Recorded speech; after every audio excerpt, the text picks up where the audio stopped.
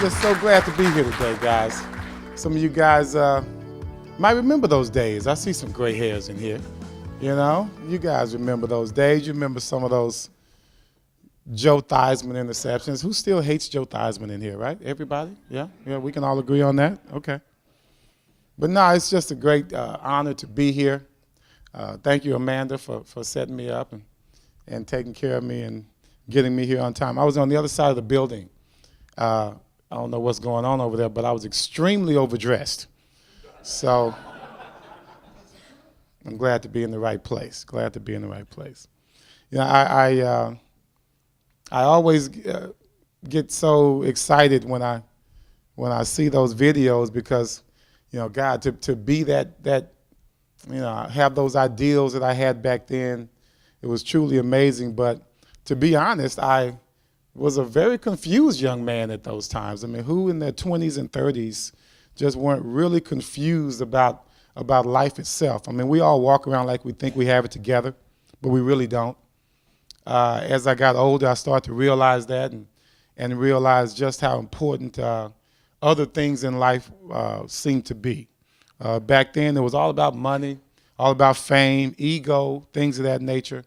I mean, basically, the core, you know, and deep down in my core, you know, tried to be a good person, but I do realize that there were times when the ego and all about what I have and what I don't have really overwhelmed my life. And now that I'm 50 plus, then I'm able to really look back and see what really was important at the time in my life. And I'm glad I was able to learn that before I was in my 50s. I was born and raised in Dallas, as Amanda talked about. I was blessed enough to marry my high school sweetheart named Sherelle. And a lot of people don't know this, but you know, when you talk about my attendance at Grambling State University, which really started off a great relationship with some of the greatest coaches in the history of all of sports, I actually followed my wife to Grambling State. She was already, I would say, centered on where she was going to go. She already knew, had her life planned out pretty much. And when I saw that she had that life planned out without me, I was like, hold up. Wait a minute, can I be a part of this? You know, I just got me a girlfriend, and here you are. Now you're going to leave me. You're going to go to Grambling State University. I don't know if you guys have ever been to Grambling, but you got some of the biggest brothers you've ever seen in your life at Grambling State. So I didn't want to lose her to any one of those guys. So I'm like, look, I'm coming with you to Grambling. How do I get there? So I ended up sending some film to her uncle, who happened to be the defensive line coach there. And he passed it on to the defensive coordinator, who passed it on to Coach Robinson. And next thing you know, a little bitty skinny kid from Berkner High School ends up at Grambling State University under one of the most influential, greatest men I've ever known. When I say influential, every practice, this guy was trying to impart the wisdom that all of those years of living and all of those years of coaching had bestowed upon him. And he tried to pass that on to us as players. And I do have to admit that in high school, public speaking was something I never thought I'd end up doing. Even though I still get a little nervous now when I speak, watching Coach Robinson really change the minds of so many different individuals really inspired me to try and motivate in some way as well. You know, when you play sports or, you know, when you're part of a business, you've got to have a leader. You've got to have more than one leader. You've got to have not just a leader, but you have to have a direction. And Coach Robinson always had a direction for us to go. You're talking about a man that's really started at Grambling State University with nothing but a grass field out there that no one would take care of but him. Now, you have to think about this. You've got a head coach, a head football coach, Grambling State University. We're talking about 1940s, 1950s. He would actually mow the field himself before the game. He was so dedicated. I don't know if he put the stripes down, but I know he did mow the field before the game. So you're talking about a guy that had a vision for a university that was really in its infancy at that time. But that didn't bother him because his vision was so strong. And then when you look at what he did, you look at the players that he coached. Some of you guys remember the Buck Buchanans, the big cat Ernie Ladd, Willie Joyner. You're talking about Sammy White, Willie Brown. I mean, these are individuals that really helped shape the NFL. Back in the day, a lot of people don't remember this, you had the AFL and the NFL. They were split down the middle, and they hated each other, of course. Most of the HBCU guys at the time, we just called them black schools, most of the black colleges at that time all went to the AFL. Well, the AFL was so exciting, and they gave such a competition in regards to ratings and in regards to the fan base that the NFL had to finally consider, and this is way before Joe Namath was able to beat the Colts as part of the New York Jets. Way before that, you still had talk of this league with such great players, such exciting players, really needs to merge with the NFL. And that had a lot to do with the HBCU athletes because of their ability to make plays and because of their ability to excite the fans. So when you think about Coach Robinson, not only did he change college football, he also had a big hand in changing the NFL as well. So you go on from Grambling, where I was very successful there, came in just a scared kid. I mean, my freshman year, you have to think about it. You know, I come from Dallas, Texas. I had never really, been out of the state of Texas at all. Just drove about 4 hours down I-20 East. And next thing you know, I'm in a whole nother world.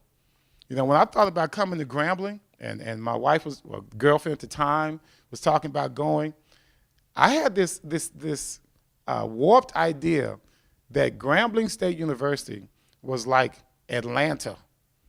Just a bunch of blacks running around with skyscrapers everywhere. And when I found out I was wrong was when my mom pulled over. I don't know why we pulled over, but she wanted to kind of curb my enthusiasm.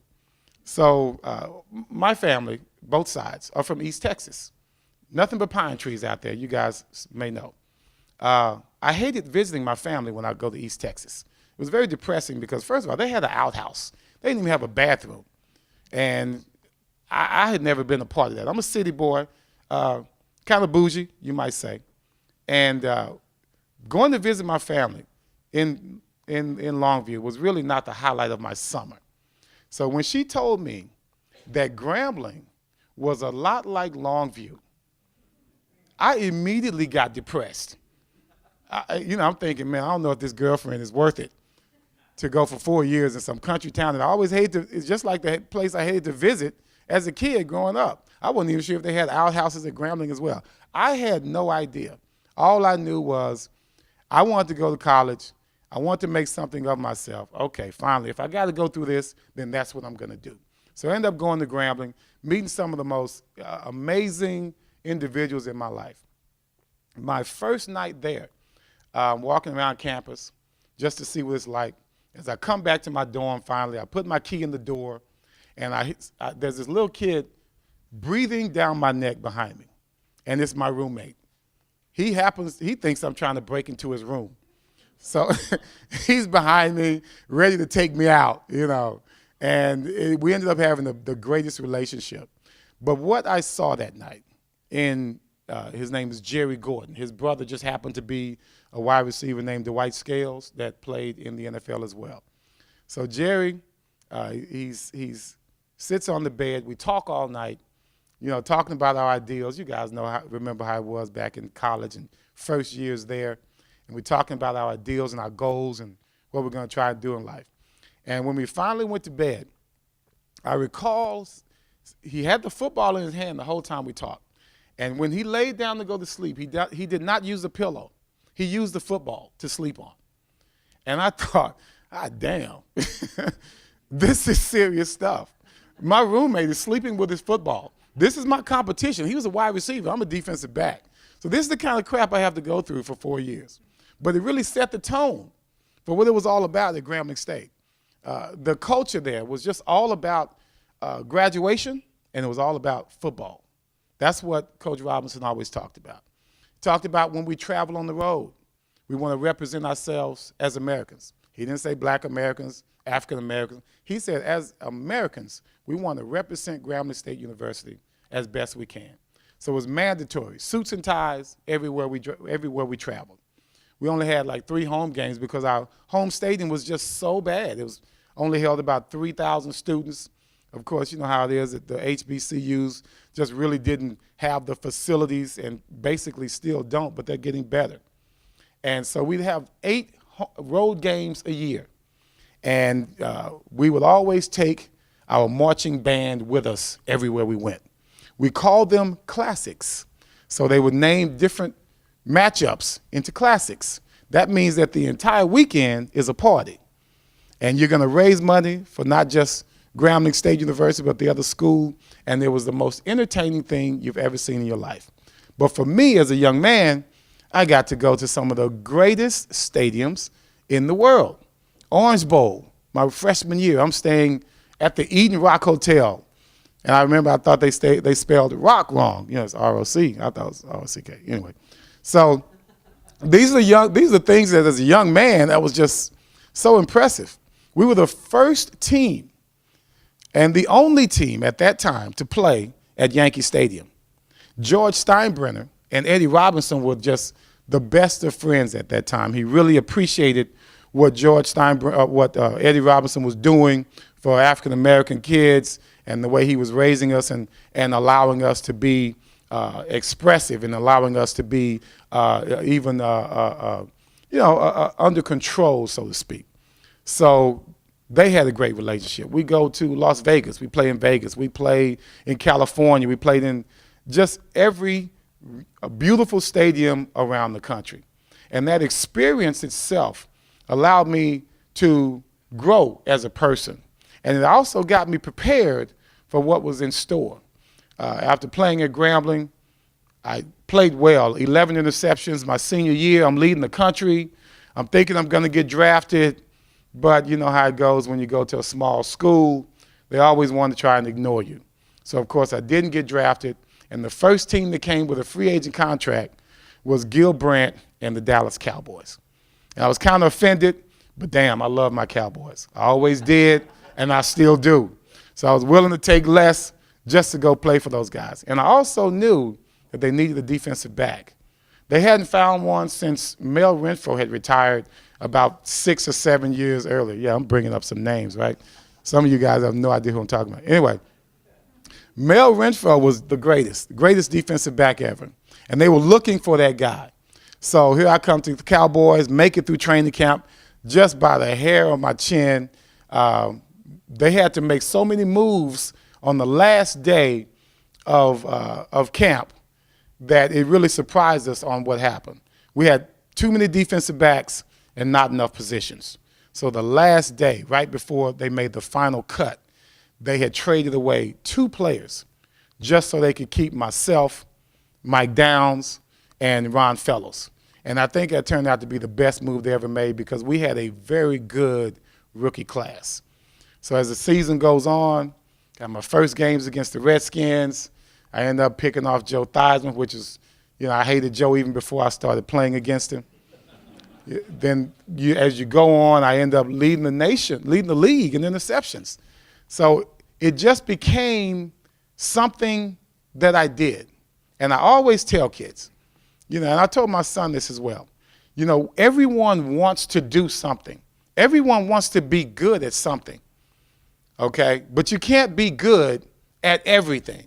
They always had this slogan, jack of all trades, master of none. I always heard that a lot when I was growing up. And I really believe that because it kind of ended up being what my whole life was all about because for some reason, interceptions was the thing that I could do.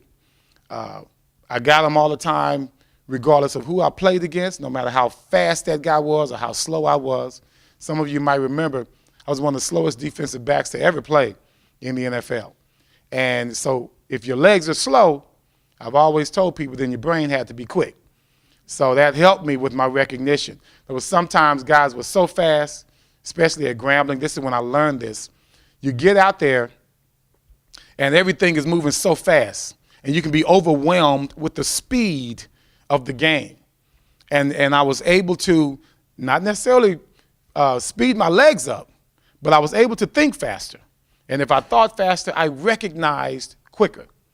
So I was always good at that, and it allowed me to anticipate what route was going to be run.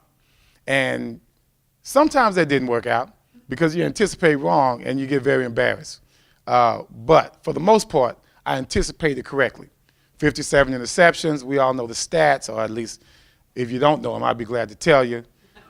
All the All-Pros, the Pro Bowls, things of that nature.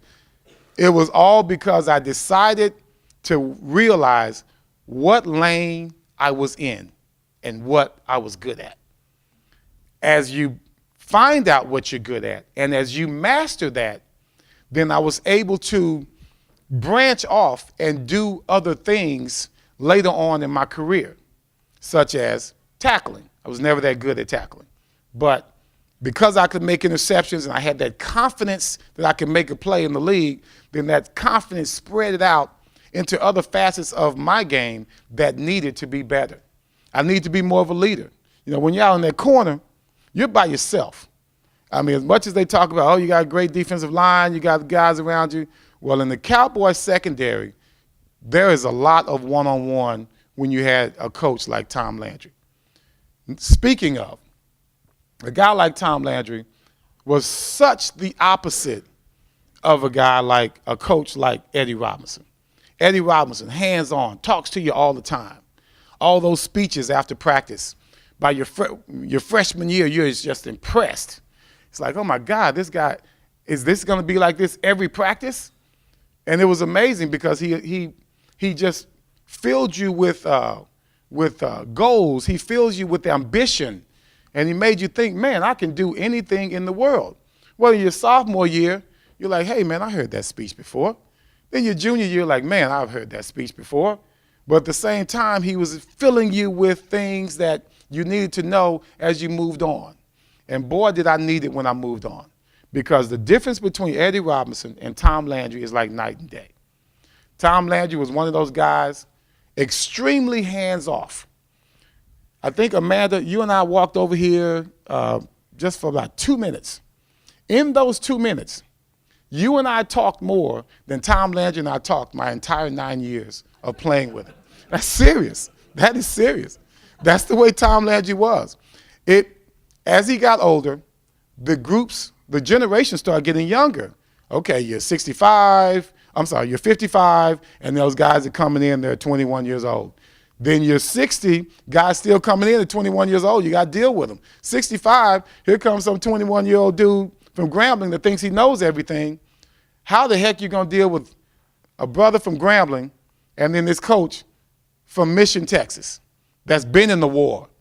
He fought in World War II. He bombed sites. He was a fighter pilot. He was a pilot that just bombed different sites and things of that nature. So our relationship was pressed, to say the least. If you got in trouble, that's the only time he talked to you. But that had nothing to do with how we felt about you, because you better, as long as you're out there on that field, you have to make a play. You have to be that guy that I need, because if you're not that guy that I need, I got to get somebody else. Whether I like your style, whether I like your technique, had nothing to do with Tom Landry on how he felt about you as a player. He used to always tease me through the media. Once again, he didn't talk to me. But through the media, he'd always tease me about catching interceptions, but also the other guys always caught touchdowns on me. Well, that kind of, excuse the language, that kind of pissed me off, because his defense was designed in that manner. Cornerbacks were always left by themselves. And when you're playing behind the flex defensive line, I'm getting a little detailed, that flex defense line is not made to rush the passer. It's made to stop guys. When he first thought it up, and he did think up the flex defense, it was all his baby, extremely innovative. It was made to stop Jim Brown. That's what the flex defense was all about. It wasn't made to stop the wide receivers. The DBs were like sacrificial lambs in that secondary. And for me to get those interceptions that I got, That's why guys like Charlie Waters, Cliff Harris, Dennis Thurman, they appreciated my talent. So I didn't look for the appreciation to come from the coach because the coach has to keep his demeanor. The appreciation I wanted was from my teammates. And I've always been a teammate type of guy. I never miss practice. I don't know why, I love practice. I love the sport itself because it leads to camaraderie. And that camaraderie was something that I lived for. Even on a bad day, the camaraderie would keep you going. Even on that 2-14 team that we played for with Tom Landry's last year. Even on that 1-15 team the next year with Jimmy Johnson. I still love the camaraderie of the locker room. I still loved my teammates, and I lived for their respect. In a locker room, in a work environment, you don't always like each other, but you better respect what they do if they're bringing some asset to the table. And that's what being in the NFL to me was all about, because those friendships last between teammates much longer than they're going to last between the teammate and the coach. So as much as I love my coaches, I got Eddie Robinson, got Tom Landry, eventually Bill Parcells. You talk about a seesaw of personalities. Eddie Robinson, talk you to death. Love it. He inspires you to death. Tom Landry, if you're listening, then you might catch him some inspiration. But for the most part, you just better do your job, very hands-off. Then you go to Bill Parcells. When I left the Cowboys in 1989, Jimmy Johnson couldn't wait to get rid of me. We were 1-15. I was making more money than anybody on the team, and he was able to get rid of me during the offseason, just basically cut me outright, which is the best thing could have happened because I needed that offseason to get with another team. 29 years old, I know I'm on my downside of my career, but I got to get that ring. We got close in 81.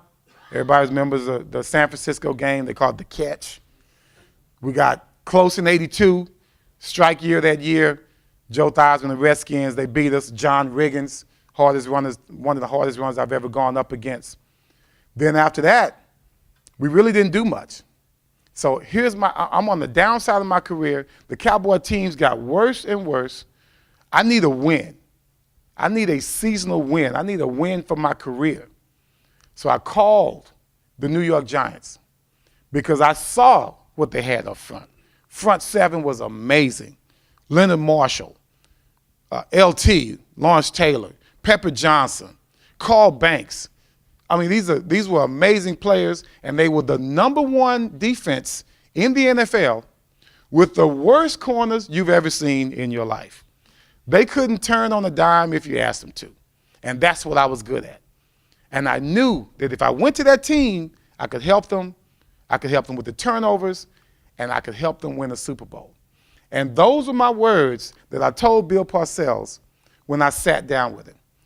I said, Bill, I can be your Super Bowl. I said, I use it. I was very poetic. I said, I got to remember how I said this. I said, I can be your Super Bowl. I said, I can be your missing piece to your Super Bowl puzzle. Yeah, that's pretty good, isn't it? That's what I said. Yeah, that's pretty poetic. And Parcells, being the New Jersey guy that he is, pessimistic. For some reason, he reminds me of Jackie Gleason. I don't know why, but he reminds me of Jackie Gleason because he's funny, big dude at the time. And he just blows me off. He goes, yeah, kid. He calls everybody kid. Yeah, kid, sure. And when he brought in, he said, I want you to meet my defensive coordinator. And he brings in this little bitty guy, looks like a freaking nerd, looked like he hadn't washed his hair, looked like he just stayed in the film room. It was Bill Belichick. Yeah, Bill Belichick, defensive coordinator. And he comes in, and I didn't know this at the time, but Bill never smiles. But when he saw me, he was like smiling. This biggest grin on his face. And I didn't know at the time, but the wheels are turning in his head. Because as much as we call him Belichick and all of that, he's smart as hell, guys. He is a nerd football coach. That's exactly what he is. And when he saw me, he saw the potential with my experience, with my ability to make plays. He saw the potential for a leader. And when he took me back there into his office, he started talking about all these things we can do. And I was just floored because no coach had ever thought of me as a guy to be a leader. They just hadn't. They always thought of me as, you just stay out in that corner, you do your thing. We love that, you do that. All the guys like you, that's good. But you just stay out in that corner and don't do anything else but cover that wide receiver. Well, Bill started making me into a football player. I had to blitz. I had to call plays. We made the Super Bowl that year. I was calling the defensive plays against Jim Kelly. I had never called a defensive signal in my life. I watched Michael Downs do it. I was impressed. Michael Downs was a rookie along with me from Oak Cliff, South Oak Cliff High School. We came in together, free agents. And Mike Downs was amazing. I saw the pressure he was under every week. And I thought, if Mike can do it, and he inspired me to do it. So here we are in the Super Bowl, biggest game of my life, and I got to call the plays. I must admit I was a little bit nervous, but you can't tell your boys that, and you definitely can't let Belichick know that you're nervous. So we ended up making it through the game. I don't know if you guys remember. We won 20-19. Jim Kelly and those guys were known as the juggernauts of all of football at the time. They had blown out their first two playoff opponents in 1990. They beat the Dolphins 52-14. They beat the Raiders 44-0. And here we are, the number one defense in the NFL going up against the number one offense. Well, eventually the game turned out to come down to a field goal. Norwood, I can't remember his first name, but the kicker's name was Norwood. And I think he had a 47-yarder. You know, guys, when you talk about pressure, okay, you talk about pressure, it's easy to kick a ball in pregame. That's easy. But when you got to kick a ball for the win in the Super Bowl, you watch by everyone all over the world. Well, thank God for me, Norwood couldn't handle the pressure. He kicked it wide right. Next thing you know, I got my Super Bowl ring. Took me 9 years to get my ring. Now, when you start off with the Dallas Cowboys, at the time in the 1980s, oh, we're going to get a ring like every other year. Didn't happen like that, guys. So I had to take it where I could get it. I would have loved to get a championship ring with the Dallas Cowboys. Me and Jerry Jones would be great friends right now if that was the case. You know, we're not friends, not at all. That's why I'm not in the Ring of Honor right now. So I was just happy that I could get it with any team, and the New York Giants was that team. And I had never had a feeling like that of winning a championship. I recall when the Bills were marching down the field, and in my mind I'm thinking, man, I have never won a championship in my lifetime. Pee Wee League, junior high, high school, college, pros. I had never won a championship in my life. Yes, I had success personally, but team-wise, never got that championship ring. And, of course, as a team and a team player, that is what you want. We ended up getting it. He misses the field goal. I just remember I don't even remember what I did. I know I raised my hands. I was so happy. I knew it was going to be wide because the ball almost went over my head. And I'm thinking, unless this guy has some type of gap wedge in his foot, there's no way it's gonna bend in the way he wants it to. So I already knew that was going to be a missed field goal.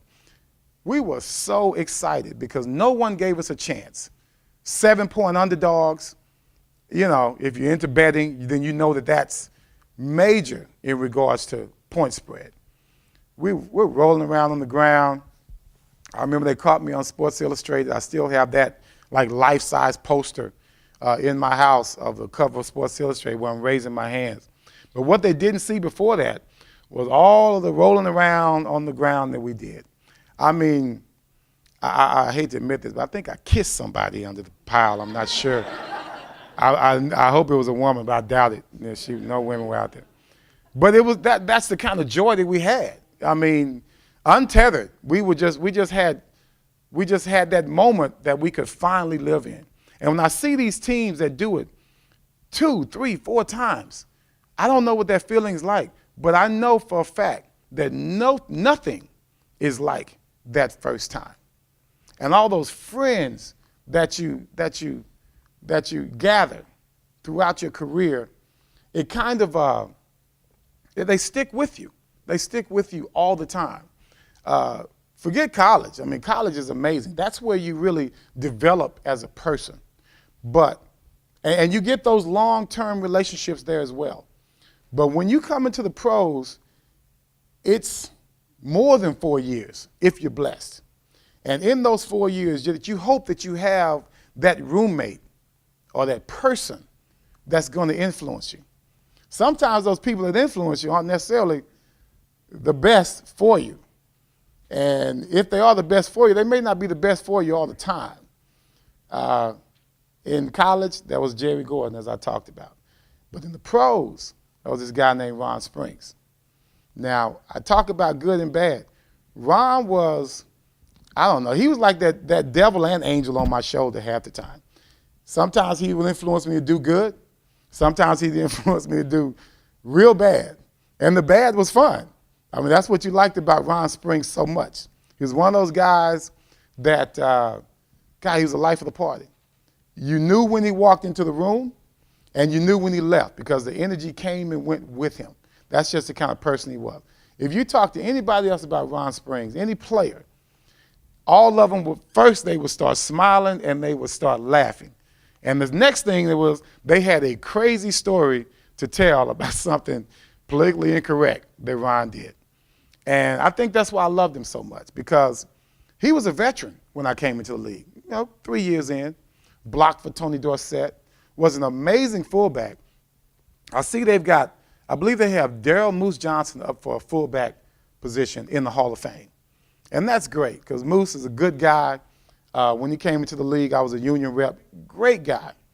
But if you look at what Ron Springs did as a fullback coming out of Ohio State, I know some of these stats because all he would do was tell me how good he was, so I have to remember some of that stuff. But touchdowns, that we were the best screen pass team in the league, and Ron was the best screen runner from a fullback position. He wasn't big like Moose. He was extremely fast, almost as fast as Dorsett. He could catch, he could block. He was very intelligent on the field. All those things should have added up to a great fullback career. And it didn't necessarily do that, because now they finally appreciate fullbacks. All of a sudden, the blocking fullback is the thing to be. But when you're overshadowed by a guy like Tony Dorsett, then everybody's going to forget about who that second guy is. Well, the reason Dorsett was able to break so many runs, of course, he's freaking talented as all get out. 0 to 60 like that, all right, fast as anybody's ever seen. But that hole had to open up from somewhere. And that was always because of Ron Springs being at the fullback position. So he and I we just became great friends right away. Our wives were great friends. Still to this day, wives are great friends. Kids, my daughter's about to go hang out with his daughter right now. As I just left the house, they're going to go have lunch right now. That's how tight they are. And I had no choice but to invite this guy to all the barbecues that we had, meet my family and things of that nature. Sometimes he'd embarrass me. He'd meet a cousin, and he would meet a cousin and start cracking on my cousin. I mean, like he's Richard Pryor or somebody. And, people not necessarily ready for that, my people are from Garland, Texas. They don't really take the jokes if they don't know you. I mean, if you're going to joke about me, you better know me first. He didn't care. He would start cracking on anybody that he saw. Mama jokes were never off limits. I mean, there was a guy that had an epileptic fit one time before a game. And I had come in a little bit late, and everybody was kind of unnerved because this guy had, he was okay. He turned out to be okay. They had to call the ambulance and everything. And Ron's description of what happened was, he said, he looked like a fish frying in grease. Right? I mean, come on. You see, you get that. That's crazy. That's what he did. He was just so politically incorrect. But you want to laugh, but you don't want to laugh right there. I mean, you'll laugh about it later. But he was just that guy that everybody just really adored. And his partying ways are the things that were really legendary. And sometimes he pulled us along with him. Not like he had to pull too hard, but sometimes he pulled us along with him. But those partying ways kind of caught up with him. He ended up not knowing he was already predisposed to diabetes because he had it in his family. But, you know, with all the partying and things of that nature, you could kind of see his health was failing. We had off-season basketball teams, and we always took pride in, as football players, we always took pride in whoever we played, we just murdered them. And we were big and physical. We bring some of the big offensive linemen were even athletic. They were playing basketball and killing the fire department, the police department. You know, they were, you know, the teachers from the school, but we would raise money for charity. Well, charity or not, we're gonna kill you. We're gonna blow you out. That's just the way we did. We're dunking all over people and everything. Though that, once again, we were young back in the day. And I could see with Ron, physically, he wasn't that guy anymore. You know, you had little bitty guys, you know, just really taking the ball from him and things of that nature. I'm like, Ron, what you doing, man? Come on, what's up? Let's go ahead and blow these guys out by 40. And then he'd go sit down on the bench. So you knew something was wrong, but you didn't know exactly what was wrong. And eventually, when we started working more together, because we became business partners, we started working more together, and then Ron started, I could see he couldn't hardly see, as he would try to make a sales pitch to different sponsors, I could see that he was having trouble reading. And you know, I'm thinking to myself, well, he's just getting older. I mean, that's just the way it goes. Your eyes go, this is the way it is. He just needs some glasses. But that wasn't the case. Then, you know, with the lack of physicality on the basketball court, then I could see he wasn't eating well, but then I saw also he started drinking more. And I knew he was struggling with something. And so finally he told me that the doctor told him that he had diabetes and type 2 diabetes. Along with that, he was about to have surgery. They were going to, you know, with diabetes, it's so gradual. They were just going to scrape some, I can't remember the term he used, like scrape his toes, because his toes didn't have any circulation. Next thing you know, another surgery, 3 months later, they're taking all the toes. Then another 6 months after that, he got to have his foot amputated. Like, man, what is going on, Ron? That's my boy. How is this happening? In my family, we don't have diabetes. It just happens to be my family. Our problems are just different things, heart problems, high blood pressure, things of that nature. In his family, it's type 2 diabetes. And when you start losing parts, and some of you guys already know this, when you start losing parts, something's got to happen, because you're going to keep on losing parts. That's just the way it is. And I didn't know this until as I started getting off into my research on diabetes. So he said he had options, and that was to receive a new kidney. He had 2 people in mind, and they were relatives. His cousin named Chris. Chris looked just like Ron, dark skin, dark, pretty skin. You know, he had that big smile, the big white teeth. The whole family was like that. And so he and Chris were ready to make it happen. Well, they tested Chris. Chris has the same problem he has. His kidney's going bad. Option 1 gone. Option 2, his niece, her name is Ashley. Ashley was ready. I mean, I remember him telling me the story. When she saw him, she saw how bad he looked and that he was losing, you know, some limbs. And she said, I'm willing to do anything that you need to be done. If I'm ready, if it's my kidney and I'm compatible, then I will do this with you. And she was actually prepared to do it. Well, you know, life goes on. She got pregnant. And I know she didn't do it on purpose. Ron thought she did. I was like, she got pregnant on purpose. She didn't want to give me a kidney. So she gets pregnant.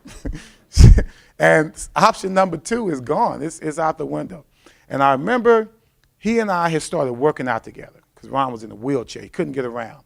And his wife, Adrian, she was doing the best she could. Like, man, let me step in and, you know, for whoever gives you the kidney, you know, we're going to work your body out so that no matter what happens, you're going to be ready. The rest of your body is going to be ready to take that impact of surgery. And so as we're sitting there working out, LA Fitness, I had to lift him out of his wheelchair and place him on the machine because he only had the 1 foot, and he would do his lifting and things of that nature. And so we're talking. I remember I'm lifting something, and he goes, I said, hey, so what's going on? How's things going with Chris and Ashley? He goes, man, he told me the story. And he told me that they were no longer options. I just got pissed off. I really did, because you want him to be better. You want your friend to be better. So when you keep hearing this bad news, you're like, what the hell, man? Come on, what is it now? And he said, man, he still needs a kidney. And when I was a kid, I was a big-time crybaby. My mom spoiled me to death, and I soaked it all in. So whenever I cried, I knew she was going to come to me. You know, that didn't last until I was about 10 years old, and then she said, forget that. But my anger sometimes spurred me to do bad things. But sometimes it spurred me to do good things because it got me focused on what was important. And when Ron said that those 2 options had failed him, it was, to me, it's like, man, I just got pissed off. I'm like, man, what is your blood type? That's what I asked him. He told me his blood type. I said, that's my blood type. I'm like, what needs to happen? I started asking him questions. And I said, you know what, just give me your doctor's number. Gave me his doctor number. And his doctor's name was, I laugh enough for it. Dick Dickerson was his doctor's name. So, you know, my sense of humor is kind of crazy. So Dr. Dickerson told me everything. He said, I met with him. He said, if Ron does not get a kidney in the next 5 years, he will be dead. And that kind of scared me. I was like, okay, hold up. All right, let's step back. What do I need to do? He said, you need to take a test. I said, is it just a blood test? He goes, no, you got to take a series of tests. And I took those series of tests. It was everything from 150-page questionnaire to where they try and fool you, okay? They ask you the same question like 3 different times, 3 different ways, because they want to make sure you're not crazy. You're talking about giving up a part of your body. I remember taking a CAT scan, MRI, all of that crap. They checked me inside out. They gave me some stuff to drink before I took my CAT scan or MRI. I can't think of which one it was. And it made you want to throw up. It was iodine. I had to swallow iodine. And I was like, I want to throw up immediately. I was like, can I throw this up? He goes, no, unless you want to take it again, because we got to have this. And I remember thinking, boy, Ron better appreciate this crap, because this is nasty stuff. And the whole ordeal, I was not happy about it at all.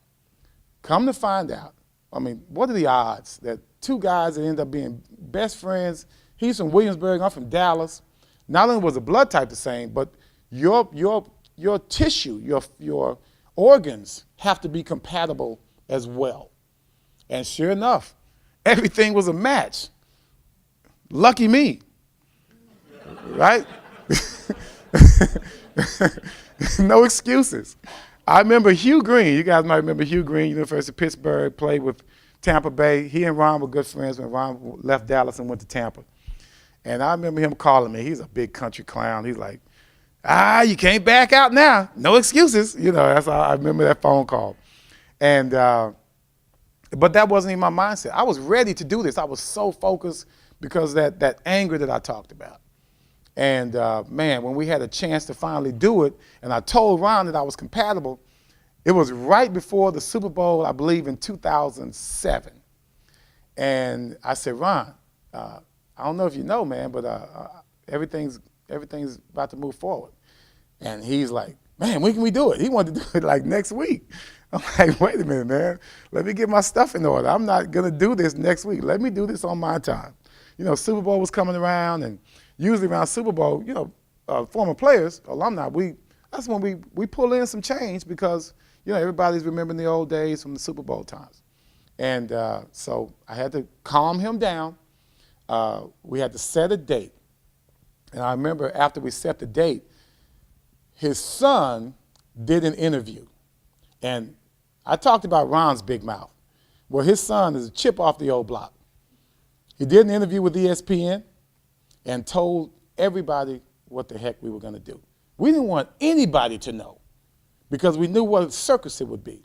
He told everything. The next morning, I'm in the airport. I was working with the Stephen A. Smith show at the time, going from New York every week, from Dallas to New York every week. And, you know, I get noticed every once in a while, but for the most part, I can walk through an airport and keep it moving. Everyone's looking at me like I got something in my nose. And I didn't know what the heck was going on. Then I get a call from Doug Donnelly, who's a former Buckeye as well, came with me with the Cowboys in the class of '81. And he goes, "Hey, Cubby," it's my nickname. He goes, "Hey, Cubby, that's a great thing you're doing." I'm like, "What are you talking about?" "I'm trying to play coy." He goes, "You giving your kidney?" I said, "How did you find that out?" He says, "On the cover of ESPN, the magazine."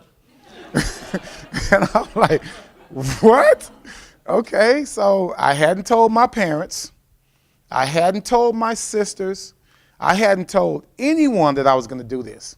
As a matter of fact, we wanted to keep it a secret because we wanted to see how good Ron would do after the surgery.